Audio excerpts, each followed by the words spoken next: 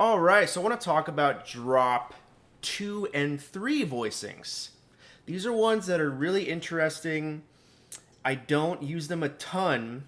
Well, that's not true. They're not my go-to, I would say. They just have a really specific sound, and if that's what I want, that's what I use. If it's not, then whatever. Just like with anything. But, texturally, the voicing kind of looks and sounds like this to me. So we're going to have 3 notes on the bottom. Again, I'm thinking 3 adjacent strings, skip a string, then a note on top. So this one very explicitly separates the melody by quite a lot.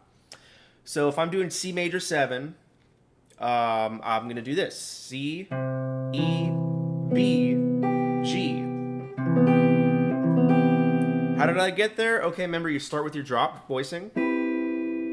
Your closed position voicing. Start with your closed position voicing. Remember that's between an octave from the lowest to the highest note. C, E, G, B. I'm going to drop the second and third notes from the top down an octave. So second note from the top is G. That goes down an octave. So right now I'm going to have this. Okay. Then I'm going to drop the third note from the top, which is that E, down an octave. So I'm going to have this. Or up here. Ooh, really pretty sound. So I've ended up with drop 2 and 3 voicing, both the second and third notes from the top of a closed position, 7th chord, go down an octave. So now you get this. Okay, so now my E is on the bottom, and my G is second, then I have C, and then B. It's first inversion, E, G, C, B. Root position is C, E, B, G. What you notice is you have this shell voicing on the bottom, which is kind of nice. You have this chunky, 7th shell voicing, 1, 3, 7, and then 5 on top here. Then you have this harmonized 7 on top. This one's nice. Second inversion, G, B, E, C. Got a nice little minor 9 interval there. It's hidden. And then this one's kind of tough. The third inversion one's really cool because it's like a spread triad. C major, C, G, E, but then with a B on bottom. Woo! Really nice and beautiful and crunchy. Kind of like a Holdsworthian type thing. So I like that string set, particularly the A, D, G, and E strings. Again,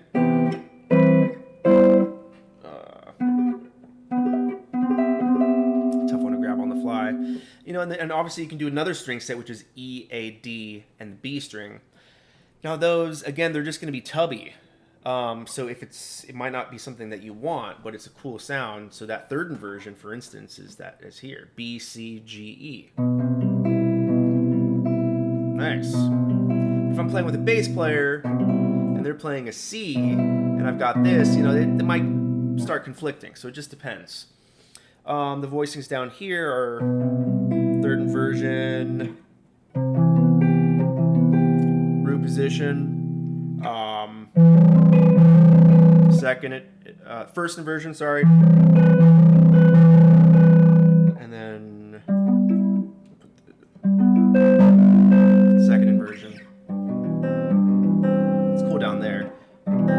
Again, totally just changes the vibe. I hear C major in there, but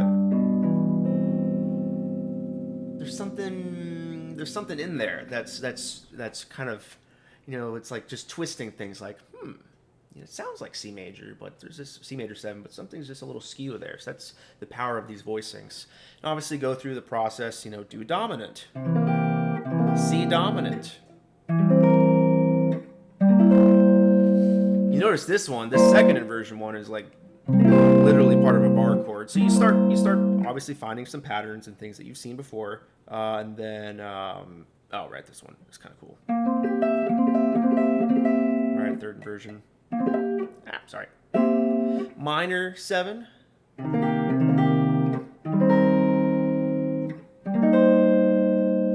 Right. And then I'm going to have this. minor 7 flat 5. Remember, notice your root position ones, I'm literally just playing your shell voicing, right? Shell, stock voicings, what else do people call them? Whatever, root 3rd 7th or root 7/3, but that's it right here.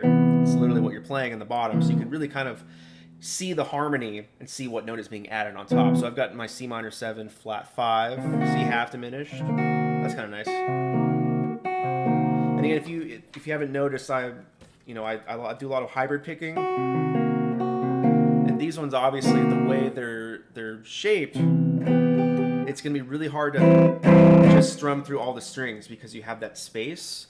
So I tend to either arpeggiate them, or I could do the hybrid thing.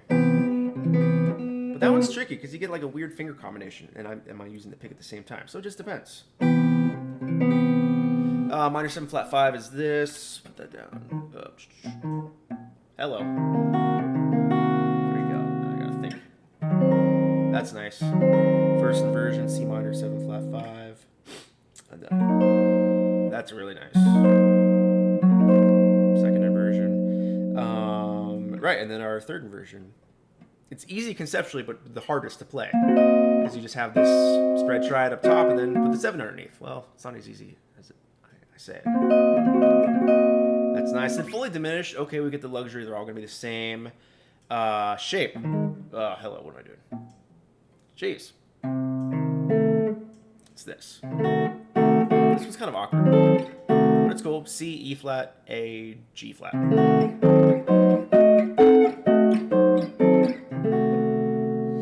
Okay, so that's your drop 2 and 3 voicings.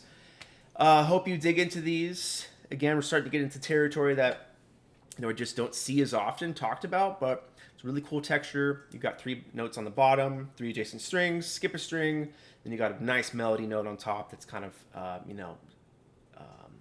put above everything else to kind of give it some separation between the top voice and the second voice from the top.